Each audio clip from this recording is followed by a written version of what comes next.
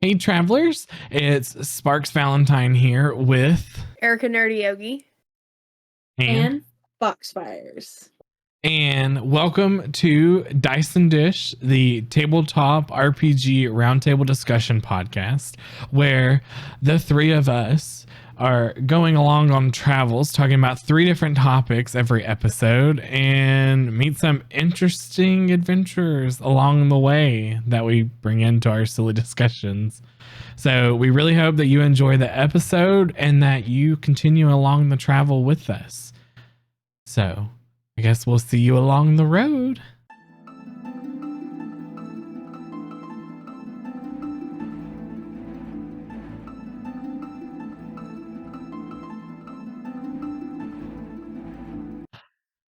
Hello, travelers. The Spock's here, and welcome to this episode of Dice and Dish. I'm here with Erica, Hello. Fox, as she silently waves. And I said hi. Yeah, I didn't hear you. It's okay. And we have two people that you've never seen on the podcast. If you're on YouTube, you can see them. If you're not, you should totally go to YouTube and see them. We have the Casters Guild. We have the host of that here. If you guys would like to introduce yourselves real quick for our lovely audience. I am Guildmaster Rick, the editor-in-chief of the Casters Guild. And I am Guildmaster Baron, pretty much just the face man Yes. on an audio podcast. Oh, God. What have I done? Does that make you the voice man? Oh, I like it. It does. It 100% does. He is 100% the voice Oh, man. wait. Well, wait. Hold on. So you have a face, so I have to choose another body part. The voice comes out of a throat, so I'm the... Wait, I can't The say throat that out goat. loud. Oh, no. Oh, God. no. The talking head. This will be interesting because our podcasts are never done on video, so we can totally point our listeners over to your podcast and be like, you want to see what we look like? You could go over Here you here. As there So totally was not a Discord menu that popped up over one of y'all's screen because I need to change volume. So we're professionals. Oh, yeah. 100%. Sorry about that. You guys get paid? Totally. No. Technically, we do too, just not very much. Oh, yeah. Yeah. Nothing to you- report home about. Can you tell a little bit about your podcast? What is the Casters Guild? So Casters Guild is a geek culture podcast. We've been going for about 4 years now. If you go back and listen to our back catalog, the first 3 years, we basically picked a geeky topic, had a guest on, and would just rant about it for 2 hours. But the most recent season has been the most fun.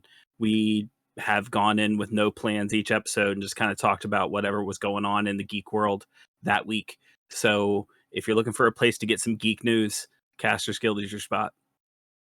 And then I would have to say, just to inject a little heart and soul into it, this whole project started at the beginning of the pandemic, and we pretty much just wanted to hang out, keep in contact with each other, and this was our way to do it. And here we are, like almost 4 years later, still going. So, must like each other's company. Very cool. So I'm going to do your lightning round real quick. I'll do Rick first, and then Baron, I'll come to you. So Rick. My body is ready. All right. Caster or melee? Caster. Jungle or forest? Forest. Hex crawl or dungeon crawl? Dungeon crawl. Okay. Baron, what is Yeah. your perfect table size? Something that can fit 6 people. Cosmic horror or steampunk? Ooh, both? I'll go with cosmic horror. Roleplay or combat? Absolutely roleplay. All right. Should we roll the die? Yep. Go roll that dice. Baron, it is your turn. Ooh. You'll kick us off. All right. So we're talking about one of our things. Yeah. Ooh. And I do want to say that I was totally kidding about the beetroot thing. We don't need to do that. Hey, So we're gonna go with running with no prep. So as I've been told, I'm pretty good at this. I ran a D&D game for a year, Yeah. maybe Maybe even a for little over. for a year. The only thing that I took into it was the notes that that happened in the last game. Absolutely no prep going into it. You know, I hate to say it, but some of my best games were actually no prep games. But I think for something like that, for something like a no prep game, uh, I think that if you have, I mean, obviously it's going to take some good improv skills to do it, which I don't think I have. I'm just, uh, I don't know. I just think I get lucky with a lot of the stuff that I do. But if you definitely want to up your improv game, run a game with no prep at all. Um, don't do it at a con though. They don't like that. They they don't like that. No. Nope. I think Baron's just a little too modest to brag about himself here. That game that he ran a year with no prep started as just like we were looking for something to do during the pandemic. And because of the time that most of the group had available to play, it meant Baron was working and parenting and awake for 24 hours before each session. And then we'd have a session and then he'd finally get to go to bed. But because of all that extra time, he didn't have time for prep work either. Yet he came and gave us probably what might have been the best game of our lives every week. And it all just started from he had a concept and he just yes-anded everything we did, which is what made it such a fun game. Because as long as we came up with an idea, he was like, yep, that thing happened. I had to be awake for 24 hours to be a true yes and DM. Rick, what are your thoughts on running a game with no prep? I think, like Baron said, it's a great way to work on your improv skills, and it really dives into the storytelling aspect of whatever TTRPG you're trying to run. In this particular example that we were using, it was a Dungeons and Dragons game, which can be very combat heavy if you just run it rules as written. And running it no prep, if you're wanting to do a more narrative heavy, less combat driven game, doing no prep is a great way to do that, because with Dungeons and Dragons, when you do your prep, you're prepping encounters. And basically the story is what gets you to the encounters. When you don't have an encounter prepped, you're not rushing your players to that next thing you're prepped. You're not rushing your players to that next encounter, that next thing they need to fight or overcome. So you just kind of let them play in your world and let them see where the story takes them.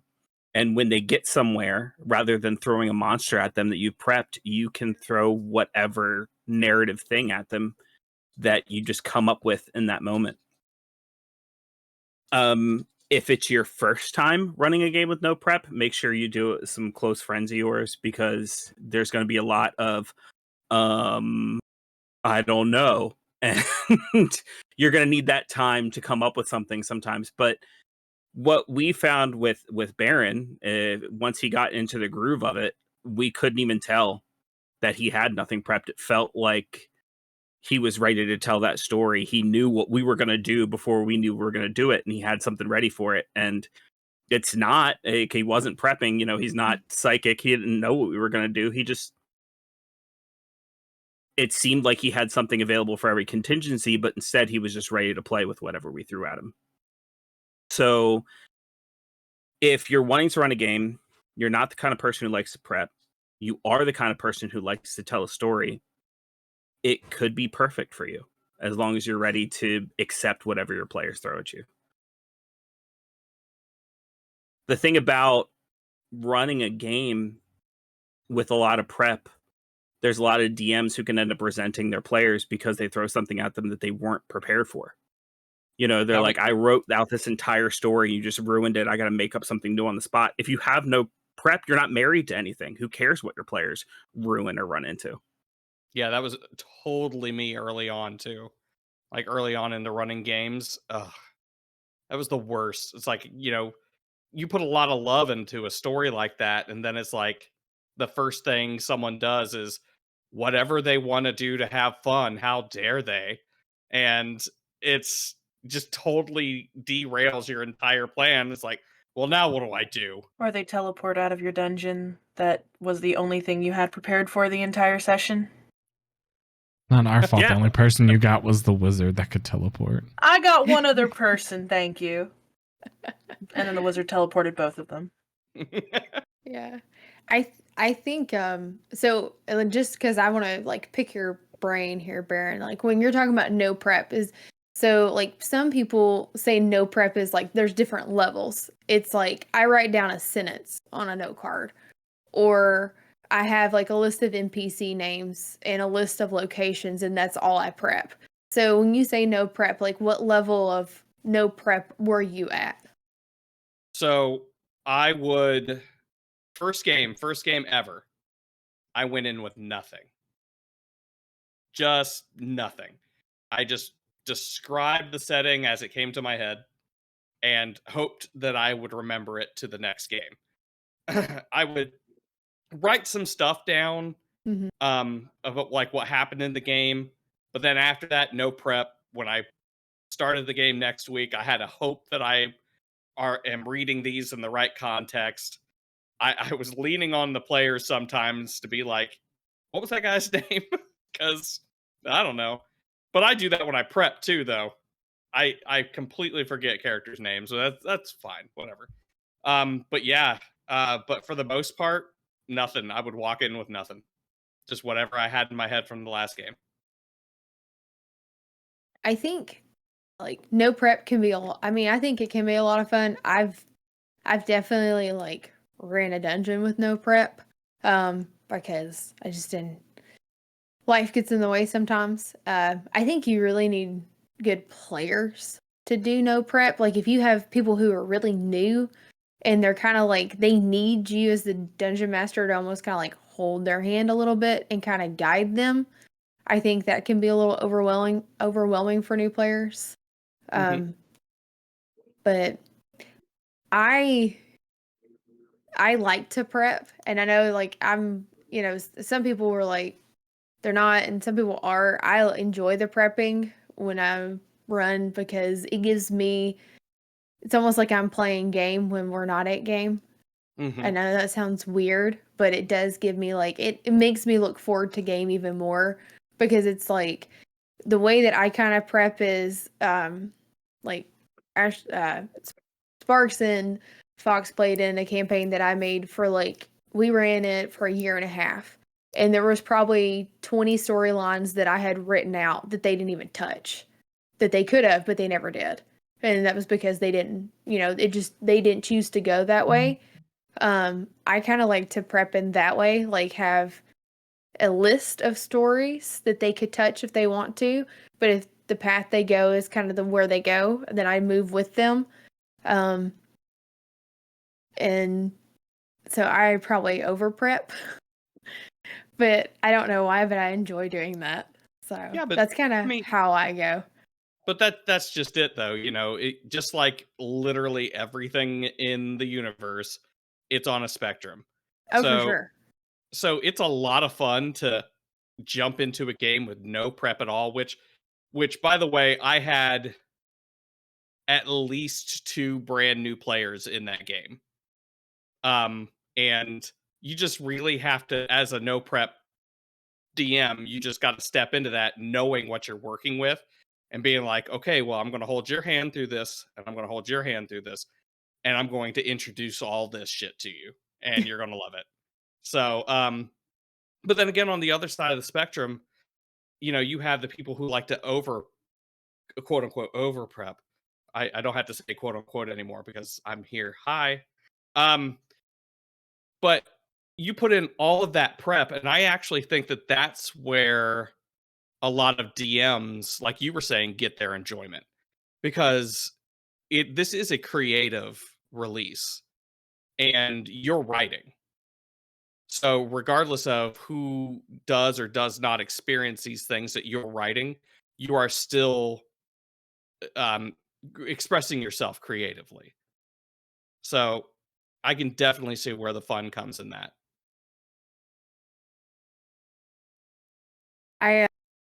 I'll kick it to Fox. What do you think? So I've run game both ways.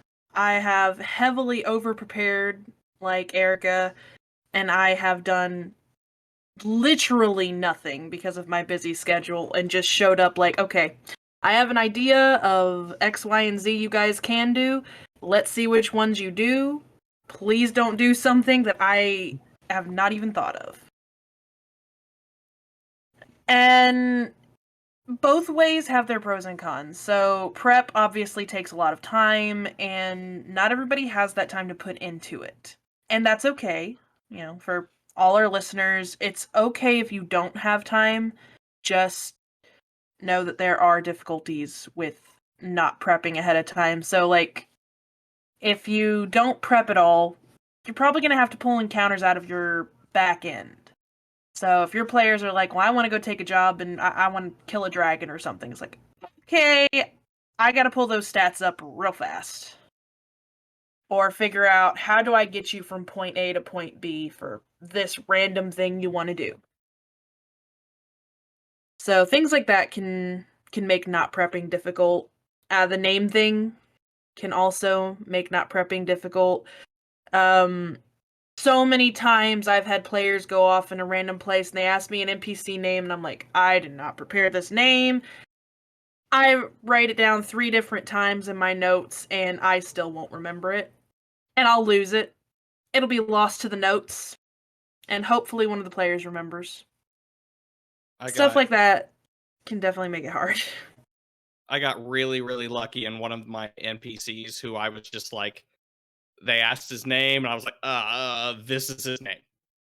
I got really, really lucky in that apparently this character became immediately loved and enamored by the people who were playing, including my son, who now has a crush on this character.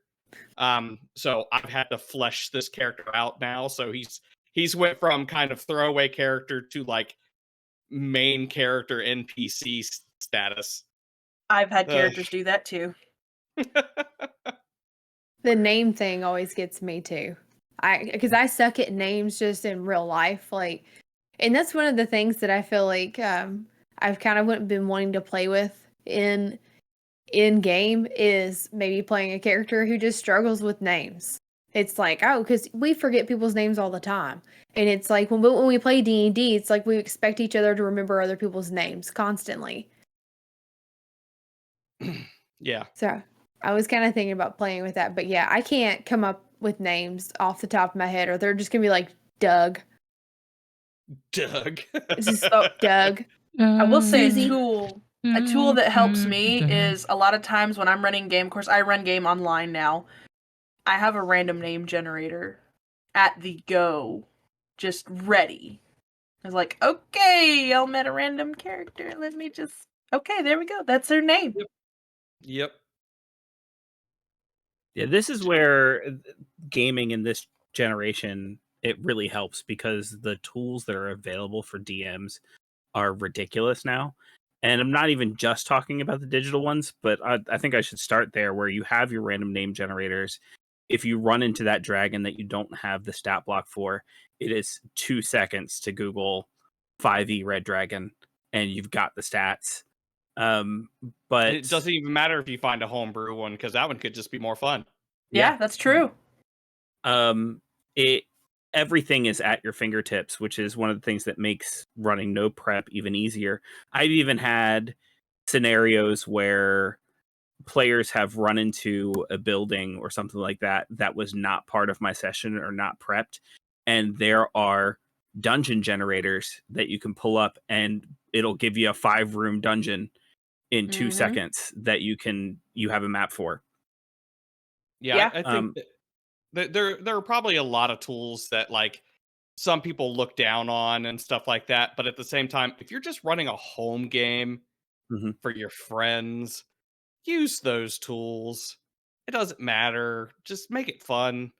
If you plan on selling this game, maybe go back and think about it, but Yeah. But the one I really want to bring up is your Dungeon Master screen. A lot of people, there's controversy about Dungeon Master screens and whether or not you should use them. And let me be clear, I don't use a Dungeon Master screen to hide my dice rolls. I'll roll in the open and still use a Dungeon Master screen because for me, it's a point of reference. Like you were saying with the name generators, the Descent to Avernus Dungeon Master screen, which is the campaign I'm currently running, if you get the official one of the things it has right there is random devil and demon names. Nice. So it's ready to go whenever it is you need it. That campaign just happens to be Mad Max in Hell. So there's a good section of it that's just the stats for Infernal War Machines.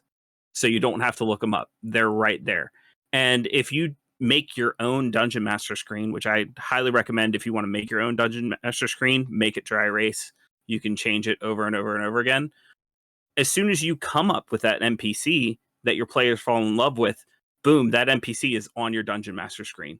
Write down their name, write down any important details right there, and then you're not flipping through your notes looking for questions that your players have. It's all, you can pick what's most important to you and your players and put it right there on your screen. And that's just one tool, the Dungeon Master screen. There are so many things available. Find what works for you, for your level of prep and what you want to keep as far as notes and references. Yeah, kind of on that note, if you don't prefer using online tools, there's also, because I bought a few of them on Amazon, some really cheap Dungeon Masters, like compendium things.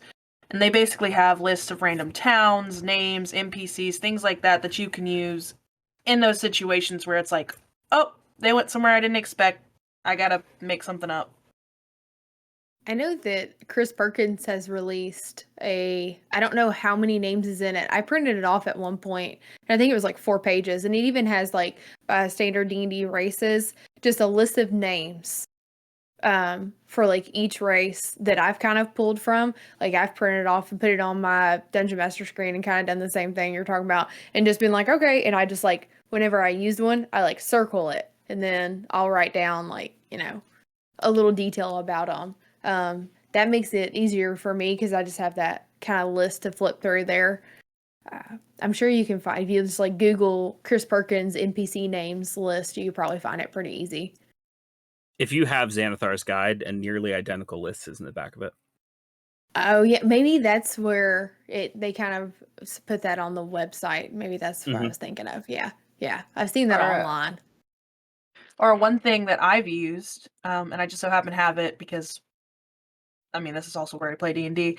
I kickstarted the Deck of Rumors a while back, and it's really great if I didn't get the chance to do any prep.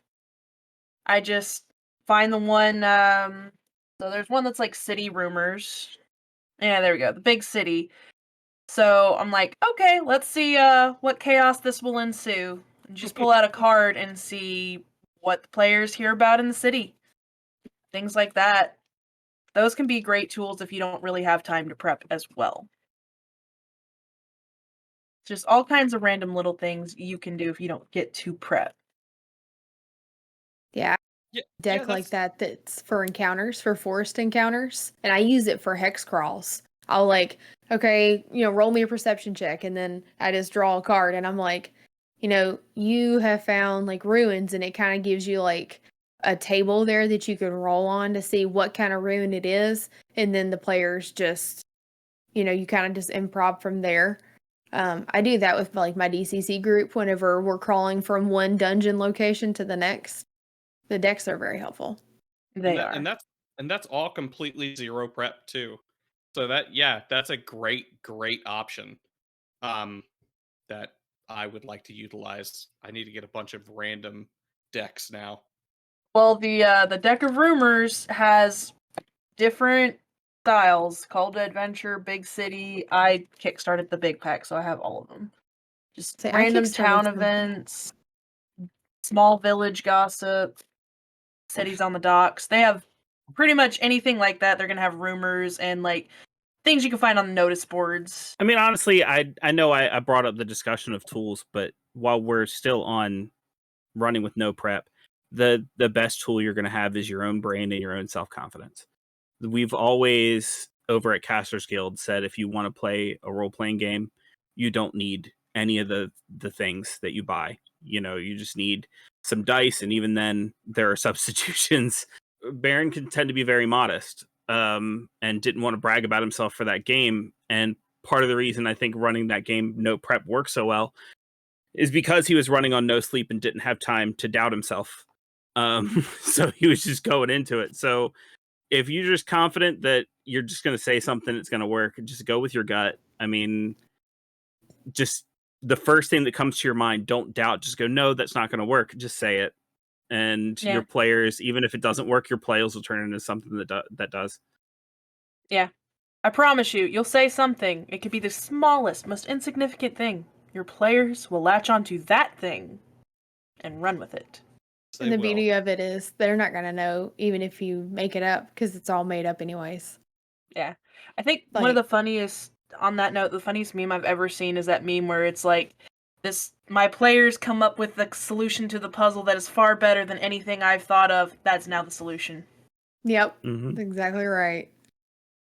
It's go ahead, sorry. I was going to say, I will 100% change the story as I'm telling it, just to make the story better. Also, I will fudge dice. I don't care what people say. I will fudge dice. One way or the other, just to make something more tough or to keep someone alive. I will do that.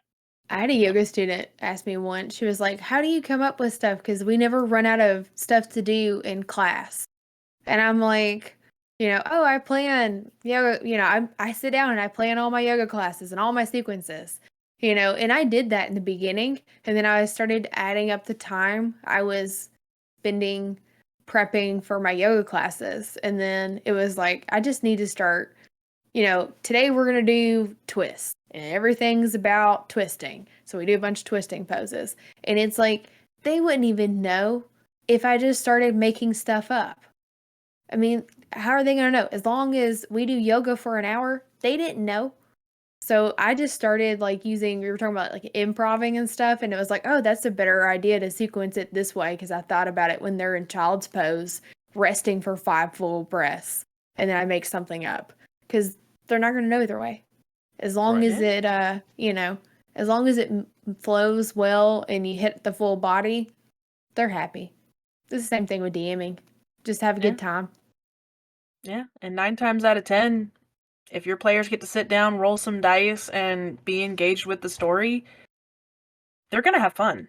Someone kick at you because you haven't been saying anything. I know you don't DM, so. Who, me? Yeah, you. Oh, yeah. I don't a lot of the times, but the few times that I have, there have been a couple where I haven't really prepped. It's one of those like, oh shit, it's happening right now. Okay, let's kind of look over it and go. And then does it turn out fun? Hopefully. But no, I think there was one time that there was really no prep, and it was start of the pandemic. Gen Con got canceled. We had a fake Gen Con, and it was like, well, let's have like another game the next night or whatever. We finished the night before, and we were like, well, we'll do another game the next night because we didn't really have anything planned. And it was, let's play Monster Hearts. And I was like, okay, cool. Yeah, let's create some characters real quick, and that way these are already pre-made. After that, there was no story prep whatsoever with that. And I was like, all right, we're just going to see where the chaos brings, and we'll find out from there what happens. And it was a lot of fun. I enjoyed it. There was a lot of debauchery, and there was a lot of chaos. So yeah, it was definitely a fun time. But I at least like to have a little bit, not like fully like paragraphs of things that are supposed to happen, but just kind of like a general idea of what's going to happen in the session. That's kind of the prep that I like to do. I take it in the same way that I do characters. What's the goal? What is their mindset? And how are they going to achieve it? So I usually do like to set just like a generalized goal of, either something happening for one of the characters or just something in general happening. Obviously, it can shift and change as you start playing the game, but just having those like kind of like skeleton of kind of a session of what you like have an idea of what can happen can go a long way in terms of nothing. So I'm not on the no prep at all train. But it can be fun and chaotic. So Does anybody have any last thoughts about it? All right. Let's see who the dice chooses next. It has chosen Fox. All right, so my topic is dungeon crawls. How do you feel about them? What's your opinion? So, for me, I'm not a fan of dungeon crawls. I'm not a fan of dungeons. I don't like them. They have their place in the story sometimes, I will say. But I hate dungeons. More often than not, when we've played dungeons, or even when I've ran them, it just ends up being, what's in this room? Oh, nothing. Okay. What's in this room? Okay, boxes. I look in the boxes. Or, oh, there's rats, or oh, there's whatever in this room. And it can just, in my opinion, be very tedious. I feel like long dungeon crawls are very muchly that. I like the role play. There's not that many opportunities in most dungeon crawls. At least in my opinion, and from my experiences, there's not a lot. And depending on who you're playing with and your own intelligence level, like myself, I am terrible with puzzles. I will admit this. I'm the worst. Don't take me to an escape room. We won't get out in time. We'll die.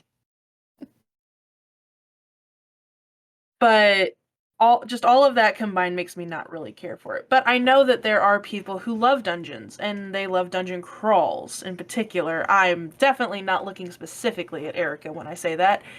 yeah, I wonder who out of the trio of us enjoys dungeons the most. Oh, look at that. The person that's looking everywhere but their camera.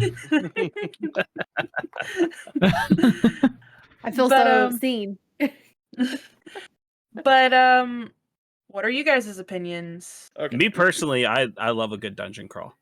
And to be honest, there was a time when I shared your opinion. But then I started building my own dungeons. The first one I ever really built from scratch was for a birthday party of mine, and this was during 4th edition. I had a whole bunch of people where when I told them I played Dungeons and Dragons, they were like, "Oh, well, how do you do that? I'd like to play Dungeons and Dragons." And so for my birthday, I found a way to run a game, and I ran 4 different tables with 4 different dungeon masters, and I worked out a role called Dungeon Judge that I put myself in, and I threw all 4 tables in a dungeon at once at 4 different entrances. And basically, as they would clear a room, the dungeon master would come up to me, let me know what door they would leave. I'd hand them their next room, and then they'd go run that room.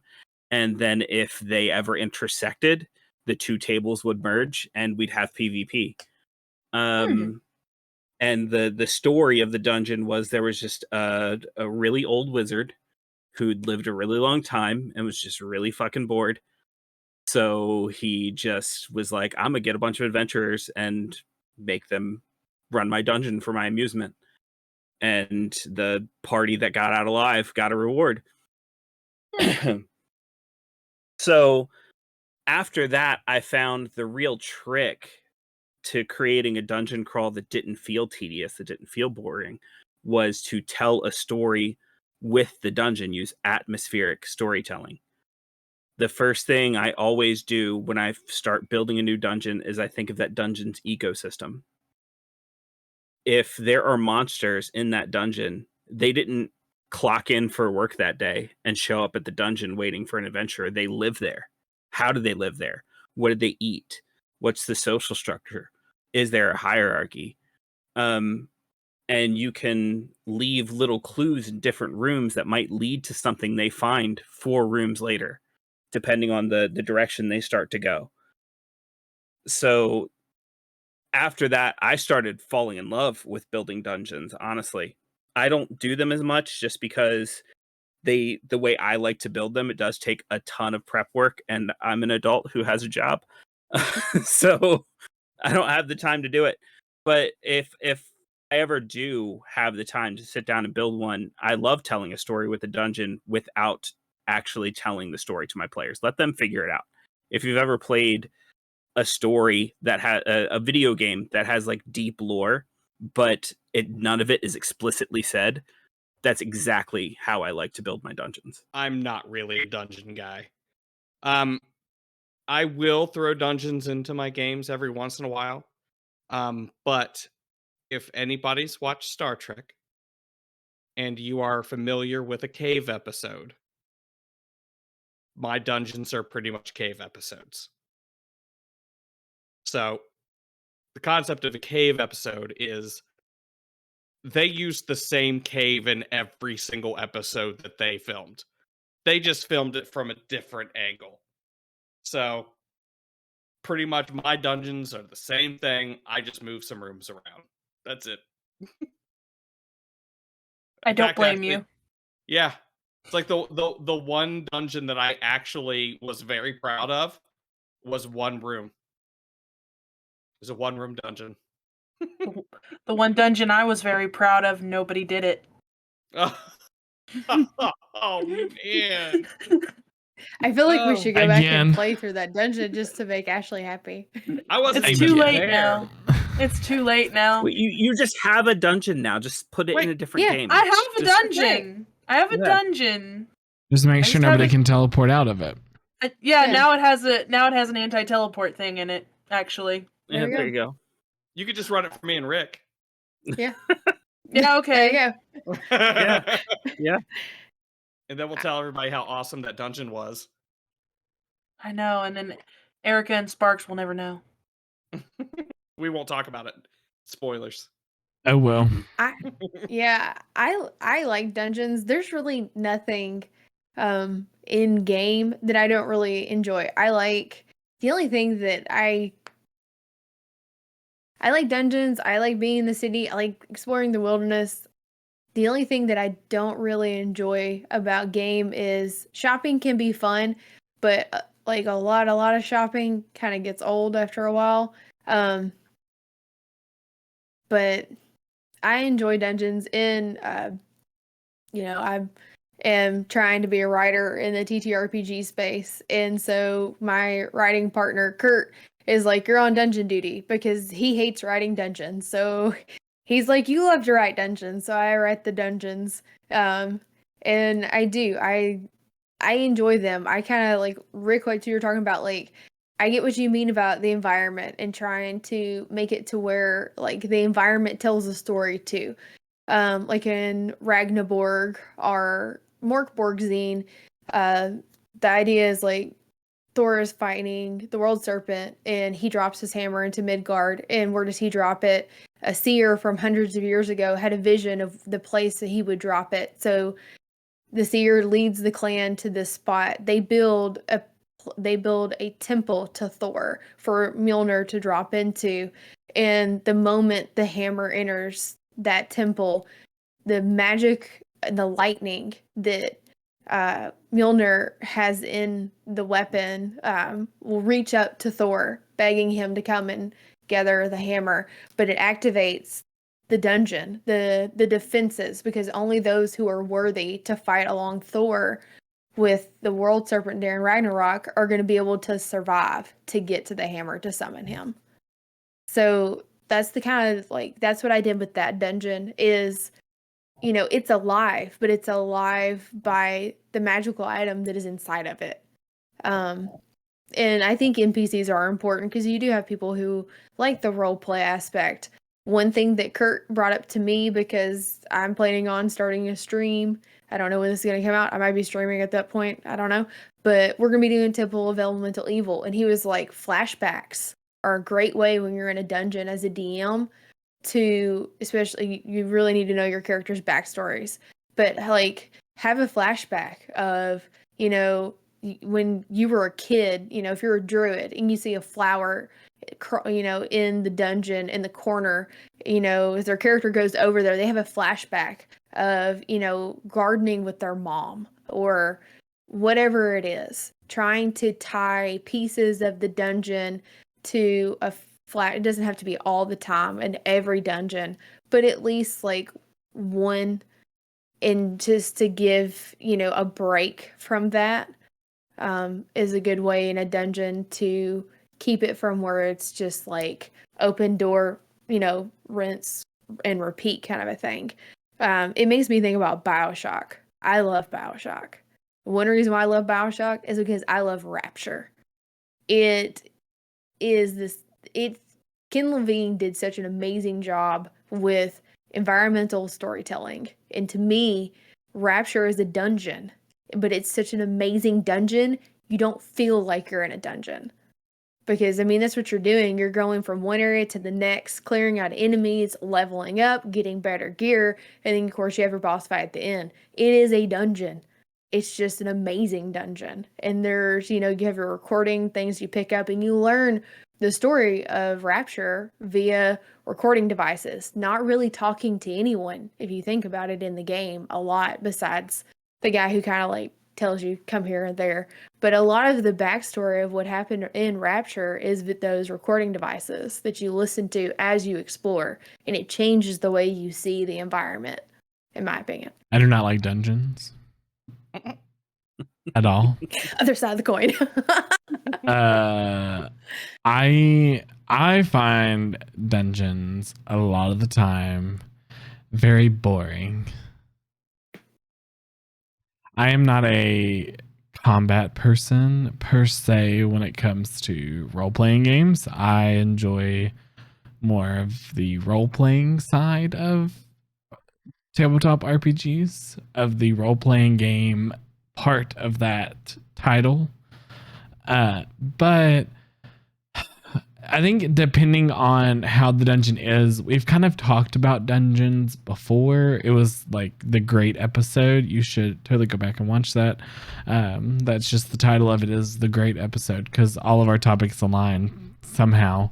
In that episode of just being like the greatest things of this and everything, and we kind of talked about what makes a great dungeon, and I feel like depending on how the dungeon is set up can depend on how it is different. We're playing in a game. We're playing in Dungeons of Drakenheim, or no, what is it? What is the name of it? It's Dungeons of Drakenheim. Yeah. Like the full name of it is something of Drakenheim. I just call it Dragonheim, but Yeah. I think it is the Dungeons of Drakenheim or Okay. something like that. That is basically a dungeon crawl, but it is an entire city is the dungeon.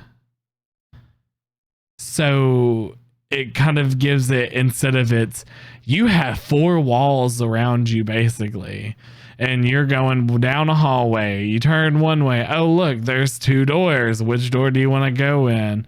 Like, I feel like if it's something that's like how Drakenheim is set up, where it is an entire like city, you have a lot more options. You have a lot more area that you can go to, a lot more interesting areas, instead of it being, we go down this hallway, we turn left, and then we keep going, and then no, look, there's a door.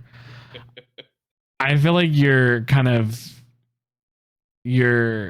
normal dungeons that you think about, I think they just bore me a little bit, just because it's the same thing over and over and over and over again. And then you have like Dragonheim, where it's an entire city is basically the dungeon, and it can change every time you walk in and out of it, because you don't know what you're going to see. Being able to leave a dungeon is something that I think is very important with dungeons, especially with dungeon crawls, because it kind of breaks it up. I think a lot of the dungeons that were made, at least back in the day, a lot of the dungeons that were made and released by Dungeons and Dragons were made to do that. You could totally walk out and then go back in. Well, we played through, and I love Trevor. We played through Tales of the Borderlands. We played through part of it. No, we went through the entire dungeon. I looked it up afterwards. That book is like 500 pages. We But only no, played in it but- for like a month. No, we played in it longer than a month. But Yeah, I think we played in it for 2 months, maybe 3. like 2 months. 3 or 4. We didn't cover all of it. But basically, I think there was a lot more into it than just the dungeon. Because we went through kind of the major dungeon of it. And it got to the point like how where Fox was talking about, oh, we open this door. Okay, what's in here? Like, and it was, I want to say we played in that game for like 6 months. We played in it for a fair chunk. Definitely not just a month. Like, it was definitely half a year because then we started your game right after it, Erica. And we didn't come up with the. Like No, that it was was before like gonna COVID. have 6 That was a long time ago. months. Everybody's gonna have what they like and what they don't like. but Exactly. Based off of what you guys are saying, it sounds like you just need a better caliber of dungeon. I mean, up. because I'm just saying. I mean, like if you're turning left, and it's another door, turning right, it's another door. It's the same thing over and over again. But Look, older there's a dungeons, reason- though, were made There's like a that. reason. There's a reason it's called a dungeon crawl. Okay, it's because adventurers were not brave enough to just walk down the hall and find another door because they didn't know what was going to be 5 feet in front of them. There's a reason Right. every adventurer back then carried a 10-foot pole, a bag of ball bearings, a sack of flour, and a cage full of chickens because Okay. and a mirror. You know what I mean? Because but also because AD&D is unforgiving. But that's but go that's ahead. true. But like that's It why really they called it a is. dungeon crawl because like you would literally inch your way through this dungeon because you were literally scared of what was going to be around that next corner. I mean, like if it's the same thing and you're literally going opening a door and it's going, oh, nothing in this room, you need a better caliber at dungeon. Let me tell you exactly how that sounds too. You ready? Oh, you don't like dungeons? Maybe you ain't met the right dungeon yet. Oh my gosh. But I like think with it's- Tales, I do sound like that. I'm sorry. I think With, like- 5e, I think 5e makes it hard to be paranoid like that. Like I play in DCC and I play in 5e, and there's a big difference in the level of paranoia there is in players. I see it because I play DCC Friday during the day, and I go to a 5e game at night. And the whole my 5e group, which is part of Sparks and Fox, it's like we walk down the hallway, open the door. You know, my DCC group is like, okay, so I dropped down to my belly, I army crawl, and I have my 10-foot pole, and I check, and I'm not But- touching the door. I'm poking the door. but here's And the I difference, mean, Erica. They have there's- you for a judge, and you are ruthless. See, No, I don't think it's when- exactly that. I think No, it's when the we system. played, It no, is the when we system. no, when we played in Erica's game, I was not that way because I knew the rules of the game, of the system of what we were technically playing. I'm not going to take a chance like that because I know how what we were and the stakes of getting caught. Some people didn't care and they So- just went off and did whatever they wanted to. So yes, but at the same time with 5e, with what Eric is talking about, there is a difference because I've played AD&D before, and it is brutal and not forgiving whatsoever. 5e is 100% a power fantasy. Yes, in AD&D, and I'm sure DCC is similar.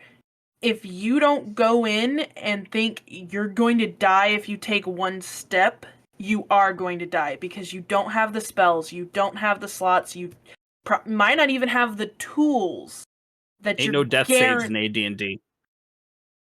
Ain't no death saves. You just there's dead. no death saves. There's just death. Your HP is nowhere near what it is in 5e.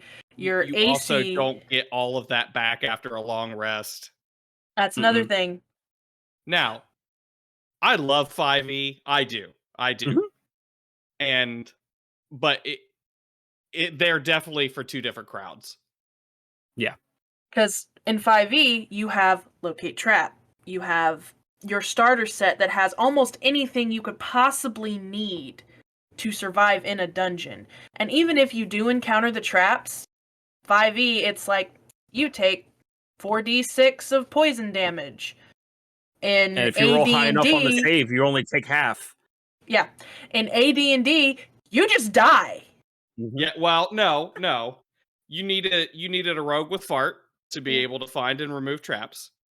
And then if they don't disable the trap and they get hit with the trap, then they have to make a save versus death, which is like you have to roll an 18 or higher. Look, I'm gonna be straight. When I played AD&D, I had a sadistic DM. You were probably just gonna die. Didn't matter what you did. You're probably just gonna die. I played in a DCC funnel at Gamehole Con this year, and it was like after hours. This is like what I call my con family, and there's one of the dudes opens the door, and he takes a step, and I'm like, like he didn't even ask to like look around. He's just like, I step forward. I'm like, what are you doing? And he of course steps on a pressure plate. Spears come out. He's instantly dead because he has 2 hit points. And I'm like, okay, so this is what we do, guys. Because everybody was like, okay, we need a plan to how are we going to get down this long hallway? I'm like, we're good. And I'm like, I take my 10-foot pole and I push his body. And I just pushed his body all the way down that hallway. And the spears were just like into his body the whole way down. And I'm like, look, guys, we got weapons now. We have a weapon. I will say that AD&D is great for getting you to use other people's bodies strategically. Hide behind the wall of dead bards. You know how many dead bards I had in this bag of holding? You guys are in trouble. Look, I don't mean to promote other people's YouTube channels on your YouTube channel, but we promote this guy all the time on our podcast. There's a YouTuber called Zbashu. He recently put out a video called 5e Players Survive an AD&D Game. Stop. Oh my gosh, I have to check this out. I wanted Watch to that do video. That guy's in my head. Watch that video. I will. I'll write it down right now. Also, best use of 5e zombies comes from that guy too, by the way. I'll check him out. Now I love both. I mean, like, and that's kind of why I play in both. I missed the like AD&D, right? I didn't exist then, but I didn't exist then, right? I didn't find D&D until 10 years ago. So I have missed out on like the older editions, and that makes me, because I love the hobby so much, I want to go back. I want to experience those things. More Like I power want to to you. play. And it's so hard to find people to play AD&D with. It's like at GaryCon, they have the OWL table, and I want to sit there and I want to play all day, but there's also panels that I'd like to go to. If you ever go to GaryCon, you want to play AD&D, check out the OWL table. It's great. They play all day long. It's like 8 hours or 10 hours that guy runs that table, and it's been going on for years. They're very nice. They helped me make my character last year. But it's one of those things that I have missed out on that. So DCC kind of scratches that itch, and I'm about to start playing Castles and Crusades because we're going to switch. That way I can experience that. It's easier to find people to play those than it is AD&D. Oh, yeah. Yeah, you won't get me to touch Thaco with a 10-foot pole. Yeah, no. Not even with the bard's body. But yeah, if I will say this too. If anybody is interested, if there's any interest, and we could talk about this later, anybody listening, watching, whatever, I have Dragon Mountain AD&D box set that I've been trying to run since I was 15 years old. I still have never ran it. It's a bit of a dungeon crawl, just letting you know. I don't remember. Has everybody talked about this one? Yeah. It's been kind of like... Yeah. Okay. All right, cool. All right, so we roll the die now. We've brought the chaos of Casters Guild with us. Yeah. No, You're this is fine. our podcast Our guild every is time. chaos anyway. Oh, then we fit right in then. I Yeah. have a bad memory, so I like Sparks. It is your topic. All right. So my topic was, or is, I don't know if it was, the importance of NPCs. Do you think they're important? If you don't think they're important, why? And having them as an importance for DMing and also as a player. I 100% think NPCs are important because they can be very valuable in so many different ways. You can have them for love interest. You can have them for quest givers. You can have them for the big bad later on whenever nobody knew they were the big bad. And you're like, bam, big bad. And you could also, they could just be kind of like how you, like I think somebody mentioned it earlier, like they become a staple in the game. And it's one of those like, I 100% think that NPCs are important just because it's one of those things. It's like, it gives the dungeon master an opportunity to kind of, they're playing, but they get to play more.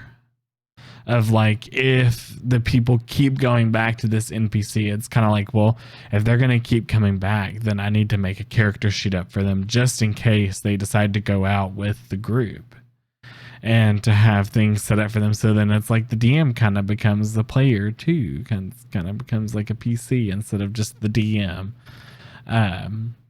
But yeah, I 100% think NPCs are important in a game. Completely. They can bring so much character to an area. Hey. Baron or Rick, whichever one wants to go first. I don't know who's arguing that NPCs aren't important. Yeah, but whoever they are, go play Fallout 76 before the update. Back when I it was had gonna make zero that joke. NPCs. Stop. Because holy shit. Stop. Okay. Be Look. honest. Hold on. Let's be honest. We all love Bethesda. And we all expect a level of jank, Don't ask and this question. we just let it happen. No. Yeah. Fallout There's 76 is a different level of janked and fucked. There's 76 Jank got and there's better, Fallout but, like, 76 on launch. 76 got better, but like no NPCs whatsoever throughout the entire game. That was a mistake. But just because I don't think anybody here is going to argue NPCs aren't important. I'm gonna choose a different side of this argument. Yeah, go ahead. Just to be the dissenter because there has to be some conflict here, right? Some sort of back yeah, and forth. do it. Okay, so there are certain NPC tropes and certain things DMs do with NPCs that I think just needs to stop. So first of all, Wizards of the Coast in some of the most recent adventures has had this habit of giving you a handful of NPCs that are designed to hang out with the characters and go into combats with them and run the adventure alongside of them. And frick that. I have enough on my plate when it comes to running the game and running all of the monsters and the enemies and the traps and the rooms where I don't need to run 2-player characters as well. And like I told you before, I'm running Descent into Avernus now, and my party fell in love with the NPC Lulu, which is a holy fant, and I will admit right here, right now, I hate running Lulu. I hate having her there. She's a wonderful character. I just wish I didn't have to run her. And then the DM who's been DMing too long and decides to make this all critical DM PC that plays along with the characters as a PC. Just stop. Sir, just don't do it. Sir. If it wasn't for that trope, we wouldn't have that paladin in the D&D movie, okay? It's true. It's true. I mean, you're not wrong. Like, You're not wrong, though. But Not the wrong. whole point that is a good joke is because it needs to I know. stop. Yeah, wait. you're right. No. You're Wait. laughing Can we at that argue? person. But can we argue though that Chris Pine's Bard was a DM playing a PC because the motherfucker did not cast a single spell the entire fucking movie until it came to a scroll. No, you know what? It was either that he cast or he Major was a Illusion. first-time player. No, What? When? he tried. I mean, He didn't cast but- it. The sorcerer That was did. The sorcerer did. The sorcerer did. cast it? Chris Yeah, Pine, as a technically- bard, never casted a spell in that movie. The only thing he did was do Inspiring Leader, and that's a feat, not a spell. Look, Yeah. I would argue that Chris Pine was not a bard. He was a rogue with the entertainer background. No, See, he I've was a said bard that because he before was a too, harper. Yeah, No, he was a harper. I think so. You Anybody have can to be a harper. bard to get into the harpers. No, you No, Because don't. that- You just No, have to be you able do to play an not. instrument. But that's his thing though. He is a bard. When you pull up his character No, I sheet get that it. they He made is. for that movie, he is a bard Well, then With they- spells! That doesn't mean they can't They be were wrong. with spells. That doesn't mean they can't be wrong. Yeah. I think we should do an episode about like D&D movie. Oh shit. God, then I have to wrote watch it the down. old It's D&D future movie. topic. Absolutely. Like, Future topic. D&D movie, the old cartoon, because I Oh actually have that. no. and I then have the old, that. and then the D&D first media. live action movie, and then Look, you have the new one. Oh I'm god, not a- the I'm not a 2000s fan. movie. God, Yeah. I'm not a fan of 5 teenagers taking out Takesis. I'm not a fan. Yes, I Okay. know you. Rick, I know you can you get back. call her Tiamat, but come on. but yeah. So yes, NPCs are important, but there's a lot of things that you need to do with them and a lot of things that you don't need to do with them. And self inserts need to stop. DMPCs need to stop. NPCs that like you bring along with the group everywhere they go need to stop. They need to be able to come back to those NPCs if they fall in love with them, right? You need to leave them in town, leave them in some city, and your players can go back and check up on them later. Don't bring them with you. Just NPCs are absolutely important, but they're not so important they need to make up your whole game. So what you're saying is, don't set up a whole scene with one of my NPCs that falls in love with another NPC Do it. and make a really graphic like love scene. You know what? If your players are cool with that, but They're not. I prefer a fade to black. They're not Yeah. cool with that at all. Yeah, then don't do that. No? Don't. No, don't. But do I you do an prefer a fade entire to scene black. just about your NPC? Yeah.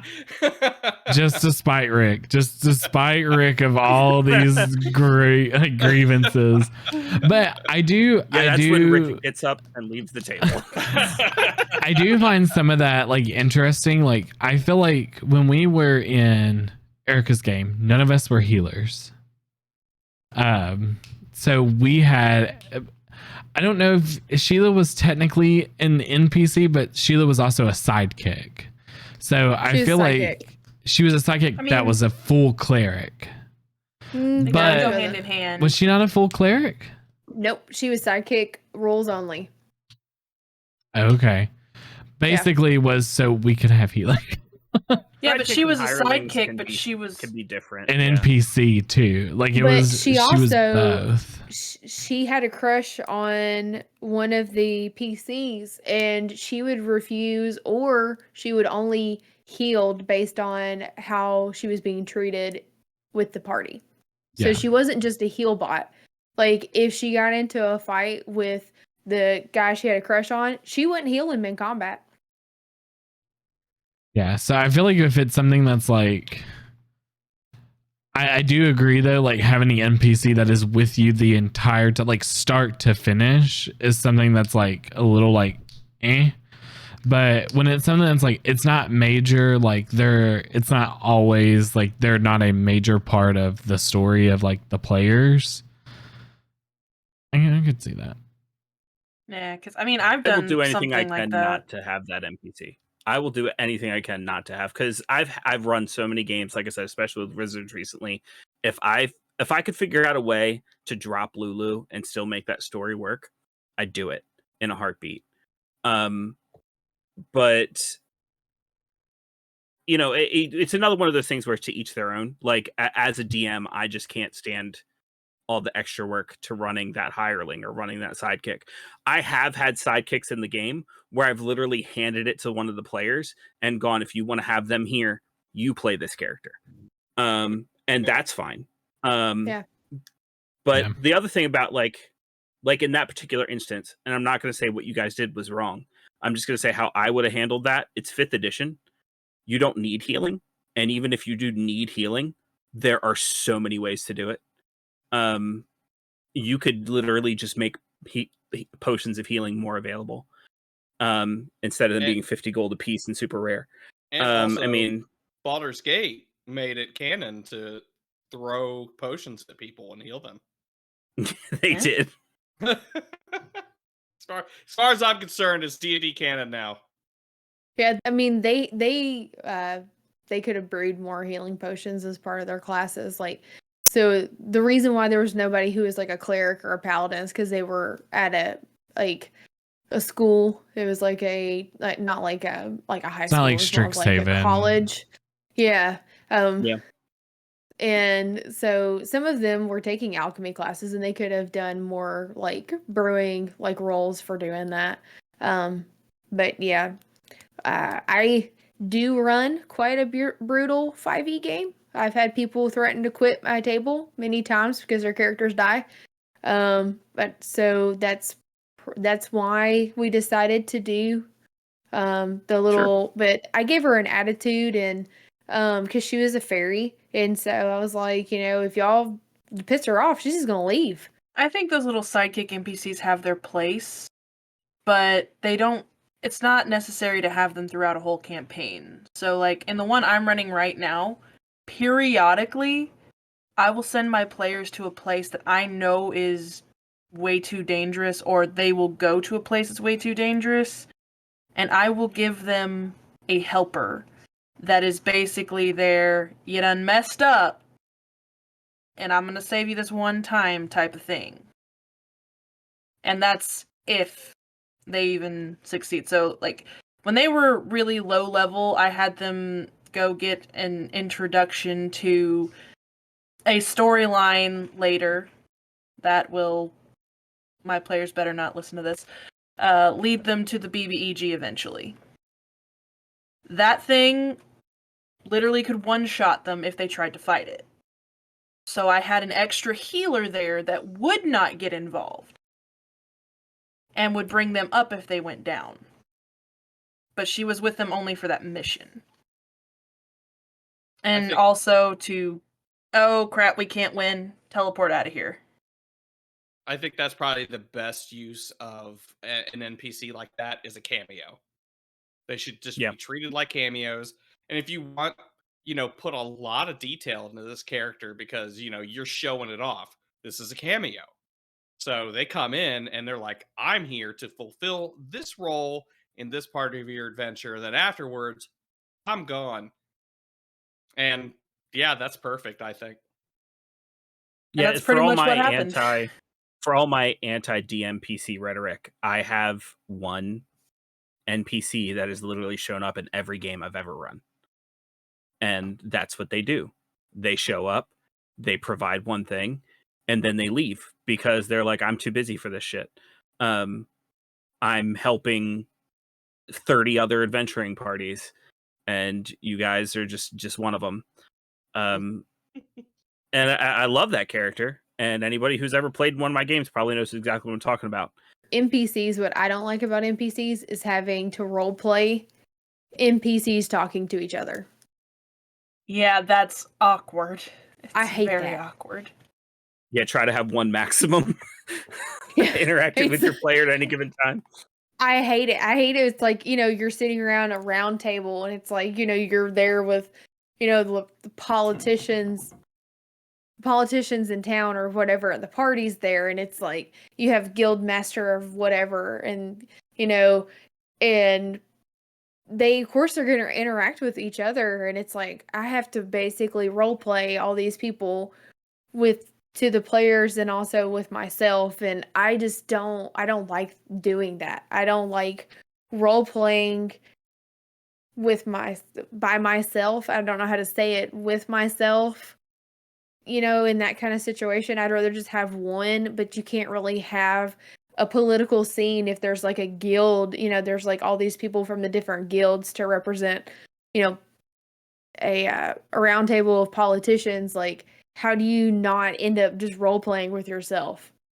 Yeah, I agree. Playing with yourself in front of your friends is always awkward. Yeah, I Oh, just, oh, like, I it was trying is, to, I was like, I'm gonna say 100%. this, it's gonna sound dirty, and I don't mean it like that. 100% playing with yourself I with was your like, no friends one's is gonna very twist it. awkward. I think all of us twisted it in our heads. You know what I mean.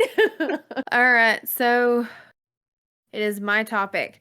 So my topic is gaming in the workplace, or workforce, however you want to say it.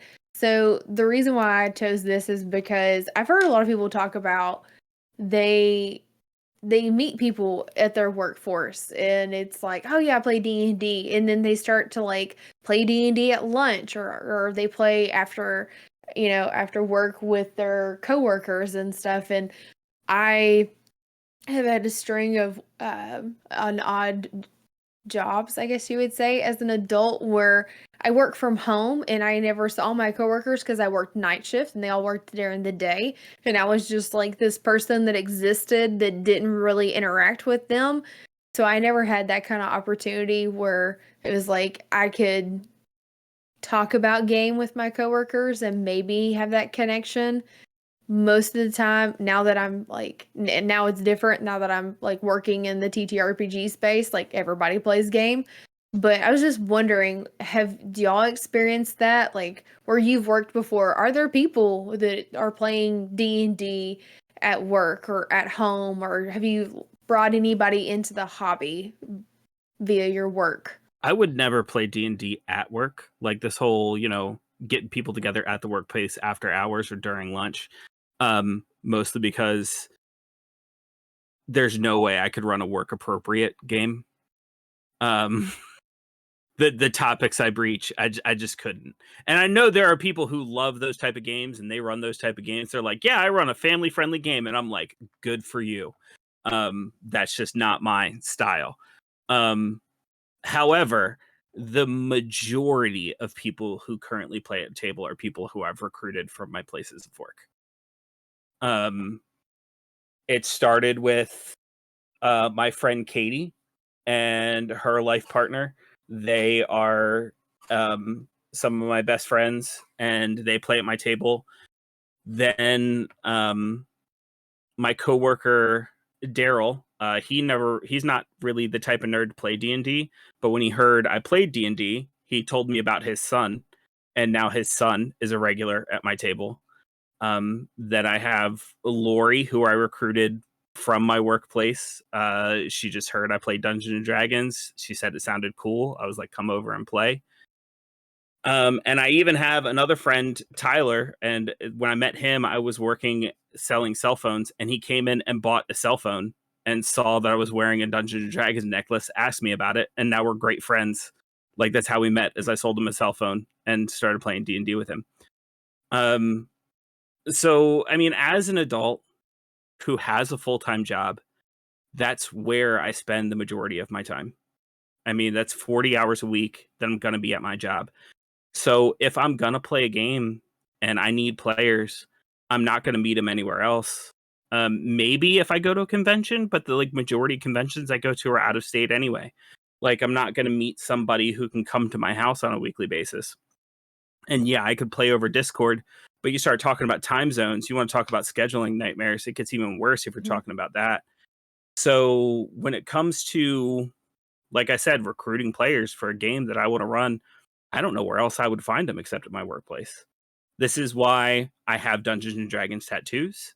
This is why I wear Dungeons and Dragons necklaces and pendants. And if I can, I wear t-shirts depending on the workplace, because if somebody brings it up, I'm going to hand them a card and be like, yep, I have a nerdy podcast and I'm a dungeon master. Let's play. Let's roll some dice. The last couple jobs I've had, weirdly enough, filled with geeks, but they're all video game geeks.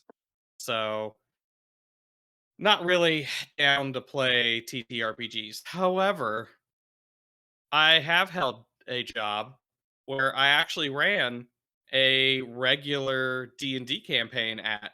I was working at a game store, but doesn't matter. I was still running regular campaign there. But yeah, that's pretty much the only time I was ever able to really bring anybody in from work, bring anybody in because of work, or even play at work. But there has been times where like I've taken someone from that game that I've ran at work because it had to be family friendly, and I've brought them into like a home game. So there is, I guess that counts. So It's gotten easier because of Critical Role and things like that, because people see that and then they want to play D&D, and then when they do see my tattoo, necklace, t-shirt, whatever, that's what gives them the courage to ask me about it. Because before things like Critical Role, most of them wouldn't even have recognized that t-shirt or tattoo, let alone had the courage to ask about it. Yeah, if I had a nickel for every time someone's asked me to teach them D&D, I'd have a shit ton of nickels. So, yeah, similar to most other people, I haven't ever played at work. I almost had a game at work one day when I worked in an optometrist office, because we had a day where our system was down, nothing was working, and we literally could not work. My coworkers ultimately were like, nah, we're not going to do it, because the boss is going to watch us on the cameras and she's going to get mad that we're doing that even though everything's clean and done. But I have had coworkers that I've had long conversations about TTRPGs with at work. One of them because I noted her bag had D&D swag on it, and so I talked to her, and so we got to be good friends.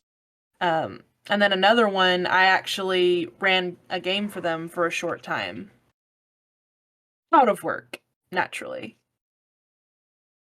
So, I'm just it's jealous of definitely... everybody's time to play D&D. God. Do what? So I'm just jealous of everybody's time to play D&D. I mean, what time? Time does not exist anymore. That's fair. That's fair. That was when I worked 3 days a week and I could run like 4 games in 4 days and be happy and fine. Gotcha. That doesn't happen anymore. Now I have a regular 5-day-a-week job. Gross. I know, totally. But so yeah, I've met people at work and just had conversations about it. I've had people just ask me, so what is D&D? What is that? Because I've got my Gen Con cup, it's got dice all over it. My lanyard's got dice. I wear my D&D swag as well, or TTRPG swag. And people will ask about it, and sometimes they're curious and we have conversations, and sometimes they don't really care. They just want to know what it's about. Oh yeah, trying to explain my death save shirt to my yoga students that are 55 to 75 years old. Why do you have a t-shirt on that says death save? Why on the back does it say meat grinder rules? And the meat grinder rules are like down your arms. If you're not familiar with death saves, it's Joe Manganiello's D&D like t-shirt. No, they have a bunch of crap now, but like a bunch of different swag. I like his t-shirts. But I used to wear like my Critical Role, like my Yasha shirt that like glows in the dark. I used to wear that when I taught yoga.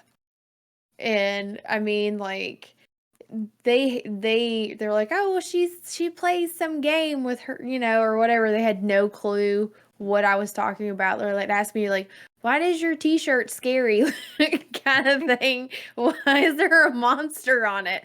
And my husband used to give me crap. He would be like, you shouldn't wear stuff like that when you teach yoga. It's not very like yoga. And I'm like, but that's kind of like who I am. So I'm going to wear it anyways. Because he's like, it's just, you think it's appropriate? And I'm like, probably not, but I'm not really appropriate anyways. So why try to hide it? Fair. My experience is a little different. I worked at GameStop for 5 years. Yeah. And you would think working there you would get like a little bit of maybe people that were interested in tabletop games because they liked RPG games. You would think maybe they were, but honestly, there wasn't until Stranger Things came out and it got really big. Yeah. And then Critical Role got really big. And like the time that I like, honestly, like from like when I worked there, I think there were maybe like, I want to say 4 or 5 people that I would talk to that would be into tabletop RPGs, D&D. Rick was one of them. Me and Erica hung outside of work. I bought all of her stuff at GameStop because we hung out all the time. But that's how you came to table. Yeah. Because I went into GameStop and we started talking about Danganronpa. Danganronpa. Yeah. But every job like I've kind of had like corporate jobs really. So like I worked at a bank, worked at a furniture store, I worked at my apartment complex, and now I work from home now. But like everybody that I've worked with, like they're not really like nerdy, I guess. Like one person I worked with at the bank, like we were nerdy together. We both loved horror movies and we both loved slashers. So we were like kind of nerdy about that, and she knew like a little bit about like nerd culture and everything. But I haven't really had like a place now that's like I have somebody that is like a full nerd that I can talk to with, that I talk to on an everyday basis at work. But I'm also, I guess you could be classified as like a secret nerd. I guess that's what they call it, because like I don't really dress as like how you would imagine a nerd. Like I don't always have on like a nerdy shirt, or I don't always have that on. The amount of times I was told while I worked at GameStop, you don't look like you would play games or you would do anything like that, would surprise you. The amount of times that would happen, and I would be so knowledgeable about it, and they're like, I was very surprised that you knew all of this. And I'm like, why? They're like, you just don't look like it. You just don't the look amount like of judgment you get from gamers while standing behind a GameStop counter is ridiculous. And you're telling them things they didn't even know. It's like, yeah, I know about all these things. This is my job.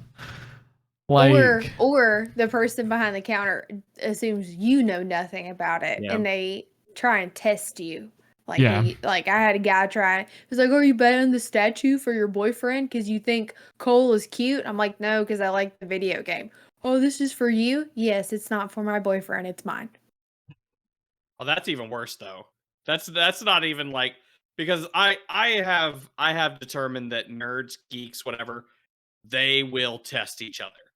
They will test to see what level you're on, so they know what to talk about. That was just condescending. That wasn't even a test. That was trash. Yeah. But I think it depends on the workplace that you're in though. Cause like we're working from home, we don't see each other every day.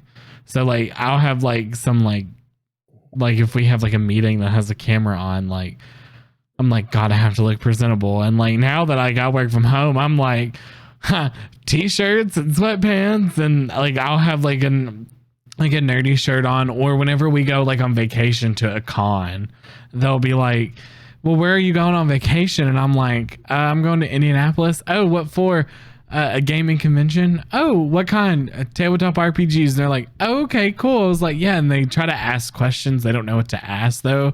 I'm like, yeah, it's like Dungeons and Dragons. They're like, oh, okay. And then that's where it ends, because they're all older. They don't give a fuck. And it's like, I'm like, or they're older and they hear Dungeons and Dragons and they go, "Oh, Satan's devil game." Devil worshiper. Shit. We are in the South, so yeah. Mm-hmm. But I think it's a great thing though to have gaming in the workforce, like tabletop RPGs. I think it would be great to have something like, you see it a lot more now with like schools. I know it's not the workforce, but if you're like in school, like school can be classified as school workforce. Is work. Yeah. As someone who is in school, school is work. But they're starting to make like D&D clubs and like high schools and junior highs, and it's like, you know, that's great. I didn't have that when I was in school. I was in a nowhere town that everybody had 7-inch lifts on their trucks and they went yee yee around the square. And at Sonic. You know it's true, Erica. Hey, I'm right there with you. Like, I'm from the same kind of town. So, like, you didn't really have any of that. Well, we got one left. I think we kind of touched on it a little bit in this one, gatekeeping. Yeah, I kind of noticed as we were getting there, the kind of transition. But this is my topic, and before I kind of broach it, I kind of want to give a little bit of history. One of the reasons, our project Casters Guild has become so important for us for combating gatekeeping, at least for me, is in my younger days I was a severe gatekeeper. Um, and it all came from trauma in middle school, where I had bullies who would pretend to be into the nerdy stuff I was into so they could learn just enough about it to more effectively make fun of me for it. Um, and that was pretty devastating. So, like, it came to the point where if anybody acted like they were interested into these nerdy things that I was interested into, I felt like I had to guard it. Like, I felt like I had to keep other people out and make sure that, like, they were actually nerds. And I know a lot of the people who are doing the gatekeeping, this isn't the point of view they're coming from. But my point is, even doing it from that point of view, it's still the wrong thing to do. We shouldn't be trying to keep people out just to protect our hobby. The hobby's going to thrive if it's a cool enough hobby, regardless of who gets let into it. The good people are going to find each other, and eventually they're going to kick out the assholes, and the hobby's going to thrive. So I had to completely unlearn my entire way of thinking. And part of it comes from Casters Guild, where after we started this little thing that was just supposed to be a hobby between me and Baron, where we were just spending time with each other and our other friends that we would bring on as guests for the podcast, a little community started to build up around our podcast, over our social medias and our discords. And I wanted people to feel welcome in that community, and I wanted them to feel like it was a safe space. And you'd hear on almost every episode we did, people talk about how people were trying to keep them out of the hobby. And mostly because a lot of our friends are people who are in marginalized communities. They're not, I mean, Baron and I are as cis white male presenting as two people can get, but most of our guests are not. Like, we have women, people of color, people from the trans community, people from the LGBT community, and I'd hear over and over on these episodes the problem that they had with these gatekeepers, and I'm like, this is a huge fucking problem in the geek community, and it needs to be stopped. And that's part of what we've made our project is, tearing down the walls and tearing down the gates and uninstalling the gatekeepers. And there's a lot of reasons to do it. We can go from anywhere as altruistic as saying, hey, I want you to have fun in my hobby just like I have fun in my hobby, to something as selfish as the more people who get into D&D, the more cool D&D shit that we're going to get. Like, we talk about it all the time, where, like, there are things sitting in this room right now that would not exist if there weren't so many people into D&D to where it became marketable, or somebody didn't jump on Etsy and create this thing because they loved the game so much. So yeah, it's a bigger problem than a lot of people realize, just because they aren't necessarily marginalized and they're accepted into every room that they step into because they aren't from a marginalized community, so they don't realize how bad it is. But it is. If you're, and one of the worst, and I hate to even speak from this point of view, but, like, it is my topic, so I guess I just got to bring it up. Especially for women in gaming, it's like you were just saying, when you stepped into GameStop and you got tested on your knowledge because you were a girl in GameStop. A lot of the GameStops I worked in were majority women who worked behind those counters, and I saw it happen over and over again. Bro gamers coming in and, like, grilling these women, and it's like, she works here, bro. Like, she passed the freaking interview. She obviously had a good resume. Like, she knows what she's doing. Like, buy the game or get the fuck out. Like it just happens so much. And the biggest way to combat gatekeeping is we need to acknowledge that it's happening, let everybody else around us, whether they see it or not, know that it's happening, and then start welcoming as many people as we can to our hobbies. I can't really add to that. You've pretty much hit all my points. So I don't know if you would consider it gatekeeping or not. I guess at one point in time I was kind of gatekeepery because I made an all women D&D group. I wouldn't allow men into it. I don't know if that's considered gatekeeping. This is the reason, and this is honestly the reason, and Fox can attest to it because she was part of it. When it was like, I think it was like 2016, 2017. Do you remember when it was?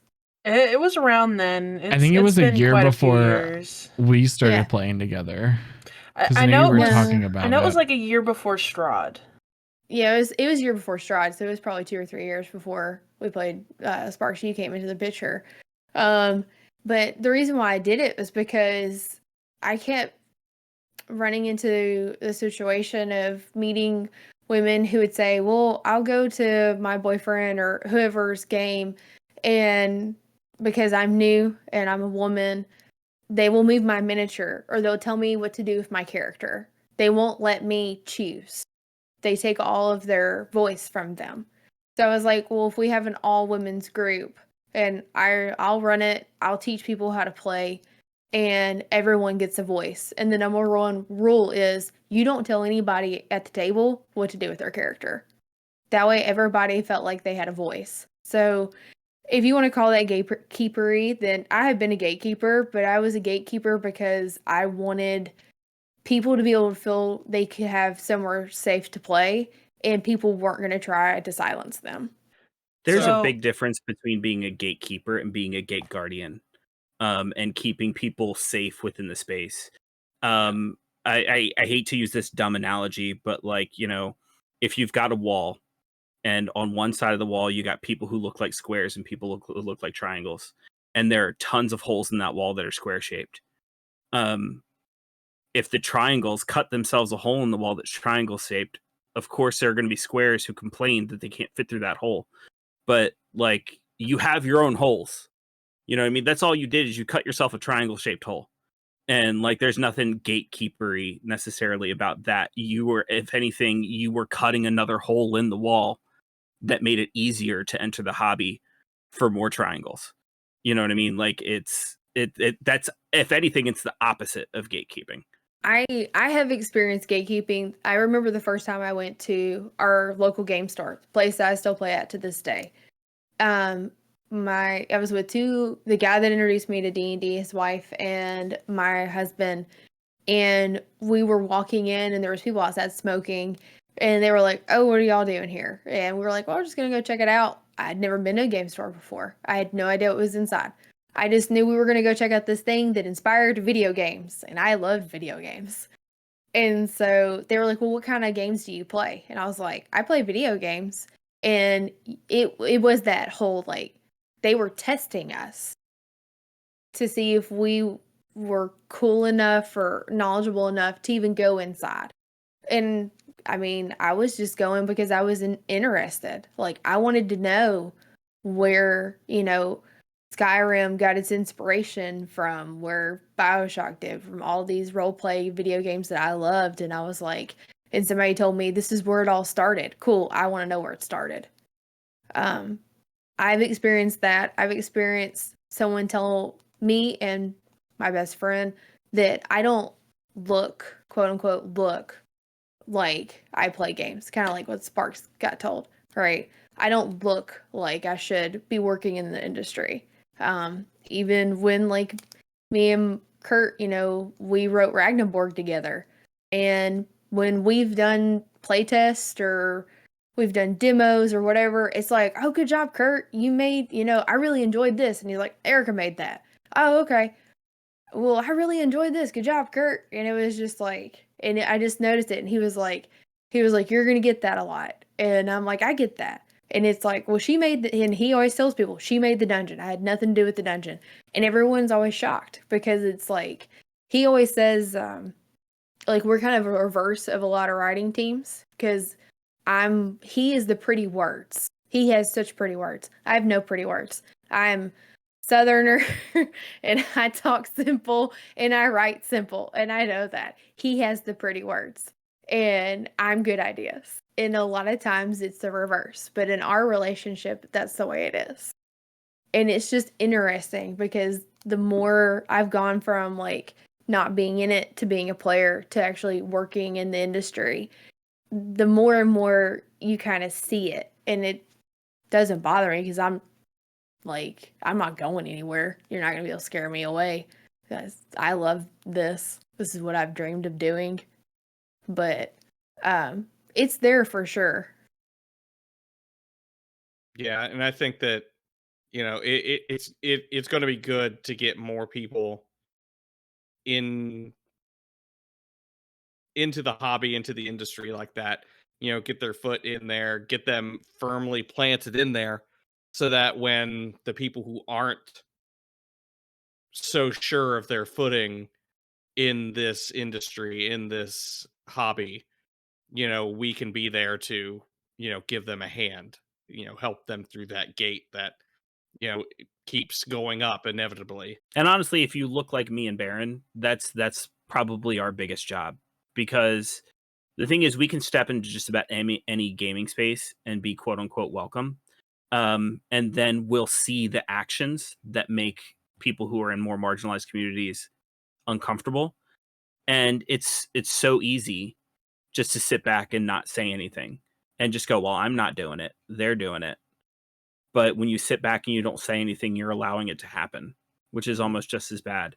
You have to speak up and let them know that shit's not going to fly. I know I personally have been lucky in the space. I don't recall a time I've ever encountered gatekeeping myself, although I've heard other people have some pretty rough stories about it. And in fact, I've brought a player into the game I'm running right now who she's kind of a first-time player, kind of a second-time player, because the first time she tried to play, the people she was playing with were primarily male and basically said, "Oh, you're a woman. You're just here. Basically, you're just here to fill a slot. You don't need to talk. You don't need to do any of that. You just need to sit over there." And that discouraged her. She didn't play for years. And the only reason she played with me is because my ex-boyfriend and his best friend, we were hanging out with them and we were just talking about D&D. And she was telling me about that story and I was like, well, if you wanted to try again, I can run game for you. And so we've been running game for several months now. And she's enjoying it now that she actually has a voice. Sometimes it's something like that. It doesn't seem like a big thing, but to the person that you, as you say, cut that triangle-shaped hole for, it is. Mm-hmm. Because now this is a new hobby for them that you don't know what they're going through. It could be a source of stress relief. It could be the one good part of their week. You don't know. And just something small like saying, oh, yeah, you can. Yeah, I will say it's not like been full gatekeeping, but being part of the LGBTQ AI plus, a lot of the times we can't. Playing tabletop RPGs is supposed to be kind of a safe space to be whatever you want to be, whoever you want to be, to play, whatever. And a lot of the times, I know I have felt this way. When I play in games, I usually play solely female characters. Just because that's the idea of what I like. I like having a powerful female character, having strong... Those are the characters that I loved in video games and movies. Fuck Superman. I wanted Wonder Woman. No, I wanted that strong female, power. a thing because it's one of those like we see throughout all of media and everything, you know, it's always the man that saves the woman. Well, fuck, why can't the woman save the man every now and then? Like, and that's what I enjoy playing. I enjoy playing female characters because it gives that way. And also you can make really cool outfits with female characters too. I love fashion, so I'm like it's dress up time. But like when I go to cons or I go anywhere that's like that, I don't feel like I can play characters like that because a lot of the times when you go to cons, it is hetero cis men that are playing at those games a lot of the times. If you play normal 5th edition, a lot of times, not like indie art where you play like Glitter Hearts or Monster Heart or Monster of the Week. Like if you go and you play like 5th edition, it is mainly cis men, straight men. That's what it is. So it's like you have me who is flamboyantly gay go to play in these games and you're playing a female character, they're like, they kind of give you a look and they're like, well, it doesn't make sense. That's like, why are you playing a female? Like, if you're not trans or anything like that. And it's like, because I like female characters. That is my thing. That is my goal. I like to make those characters to have fun and to also have that strong female character.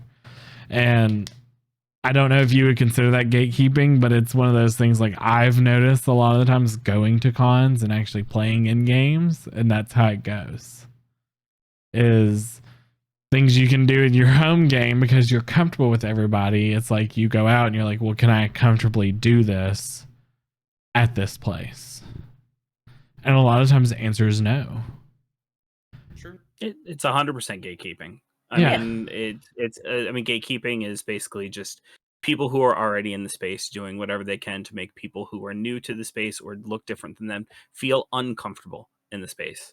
Like the thing that really threw me for a loop, and the story I get the most is if females who are going to cons and playing in games with people they're not familiar with, and the most common and the grossest thing I hear is people putting SA in those games. And it happens so frequently, like ridiculously frequently from what I've heard. Like, and a couple times I've even been at a table when it happens and I'm just like, what the hell is going on here? How is this acceptable? And like, I know there's been people that I've been played with before. And when a female is not at the table, the subject doesn't even come up. And then the moment a woman sits down, it's immediately where they go. And yeah, so anything where you're like, hey, if the game had this, I'd feel more comfortable, and they try to remove that, or if they add things to make you uncomfortable, that it's exactly what gatekeeping is. This is like something that I experienced within the last year. I played in a Pathfinder game, and I had a guy who, and I've been told I naturally come off as aggressive. I don't think I'm aggressive, but maybe I am, and I just don't realize it. But he kept moving like my miniature. It was like, no, you should go here. He kept telling me like, because I was there with a friend of mine, and my friend was kind of helping me with my character and explaining Pathfinder to me because I really wanted to learn it. And so, this stranger was just like, no, I don't think you should go there. I think you should go here. And he would pick it up and he would move her. And I'm like, well, I appreciate the suggestion. I'm going to move her back. And I think she's going to go here. And I would just kind of look at the DM and be like, and, and I'll attack her or whatever. And I would just kind of like, I tried to be nice about it the first like 2 times he did it. And then the 3rd time he did it, I looked at him, I was like, dude, I appreciate that you're trying to give me, you're trying to be helpful. I was like, can you just like maybe stop? And I was just like, just let me move her, And he was like, okay. And I was just like, there was other people who had never played Pathfinder at that table, but he didn't pick up those dudes' miniatures and move them. He didn't tell them what to do with their turn. He told me, and only me. And I was just like, can you stop? And my friend looked at him, was like, and that's Erica. And I looked at the DM, I said, my character does this. She moves there, and it doesn't matter what he tells you because it's not his character. And he stopped after I did that. But there are people out there that don't feel comfortable being aggressive or, like that towards people who won't speak up because they'll be like, yeah, okay. They're a little bit more passive. And then it takes their voice from them. So like being like my friend, he was like, well, if you could always do this or you could do that. Like when I would ask him, hey, like, can I use this ability here? Or how does this work?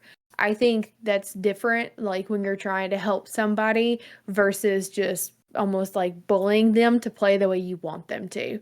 So when you're playing at table, I see that as one way of almost kind of gatekeeping. It's like, we really need you to move here, and I want you to play your character this way because that's how I think you should play it. I feel like that can be a little bit, especially when people are newy, like because they don't know, and it makes them kind of turn Not want to inward. play again. Yeah. I think being mindful of that, like being helpful is one thing, being kind of bossy is another. Maybe being mindful of why you're being helpful, or if you think you're being helpful, or maybe just, I don't know, focus on your own character sheet. That'd be great. Or maybe if you see them having a tough time, you go, do you need help? Yeah. And not just going, do this. Like, yeah. Yeah, I mean, wording is absolutely, it can make all the difference. Yeah. There is a difference between, hey, I suggest you do this, Then do this. and you have to do this. Does anybody else have anything on gatekeeping? Nope. Okay, well, that's all of our topics for tonight.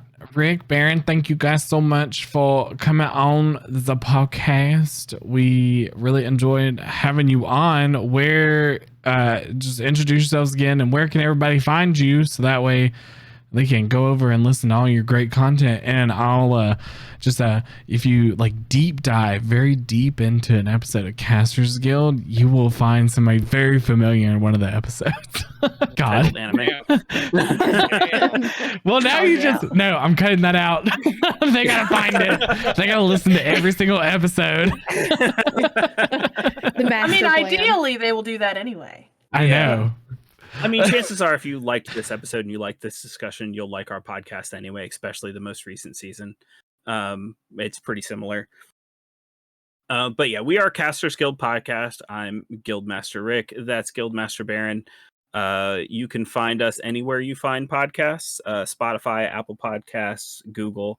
We'll give these guys our link tree, and hopefully they'll be kind enough to link it in the description. Of course. You can always contact us at castersguild@gmail.com if you'd like to come and be on our podcast or have any suggestions for what you'd like to hear us talk about.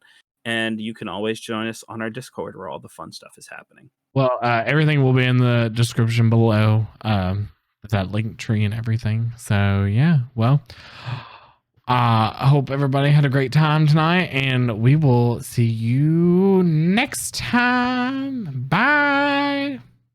Bye-bye. Bye. Bye.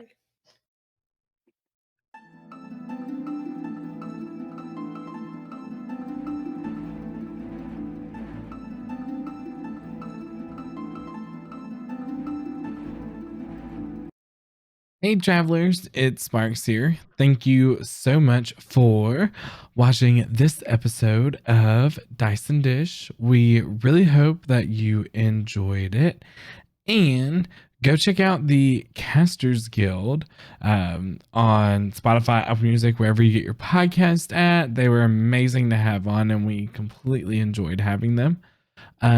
Make sure that you check out our next episode, which will be coming out March 15th. So yeah, we hope that you enjoyed. Bye.